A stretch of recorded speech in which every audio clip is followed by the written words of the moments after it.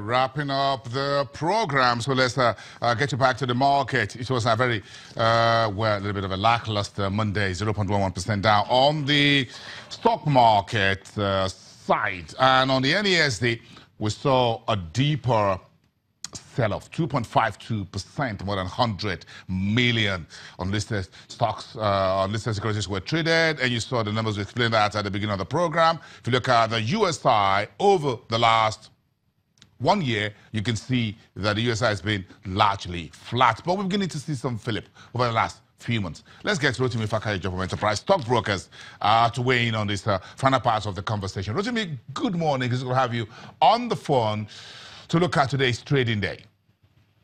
Good morning. It's good to have you. Now I'm going to talk about some of these very stocks that seem to be making the headlines in the oil and gas. Rwanda, for example, Etana Oil, very small company, very small cap, making big gains.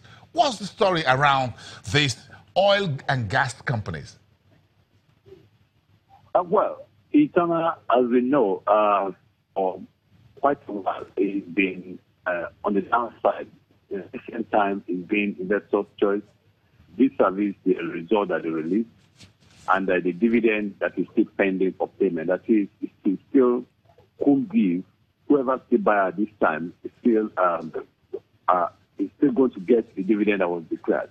So I think it's come of ages, and there's been a lot of improvement in their financials. So definitely, it's become one of the oil and gas for now. Let me bring this in, and I'm not too sure if there's any relevance, but whatever. We have a few healthcare companies, drug companies on the market, M&B, Nemeth, and Fitzin as well.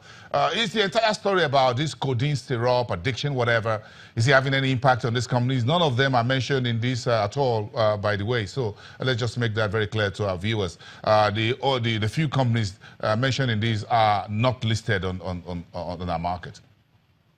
Yeah, it's not affecting them in any way. Trading is still very normal for me and Baker, and for Nemeth, it's been at least on the downside for quite a while and been on offer for some time. For me and Baker has been very steady, and is not being hampered by what is happening presently at all. The ones that is being mentioned in mutual fund is not listed, so it has no relevance to those ones that are listed on the market. Okay, just 1 minute or less. What's your take on today's market? You'll be sitting in the afternoon. Maybe you'll have some time with Sterling Bank folks when they brief the market after the closing bell. What do you expect to hear from this tier 2 lender? Well, I think what usually comes around is promises and the fact that they're going to do much better and be able to explain certain things that have been making the news for quite a while. So we expect that they throw a lot of light on their activities and also what they'll be planning to do next. Rotimi Fakayejo from Enterprise Stockbrokers. Thank you very much for your time today. Let's hang it there for today. And as we speak right now in Johannesburg, the African Development Bank is formally launching the Africa Investment Forum. That will be in the first week of November 7, 8, and 9. Nigeria will be there.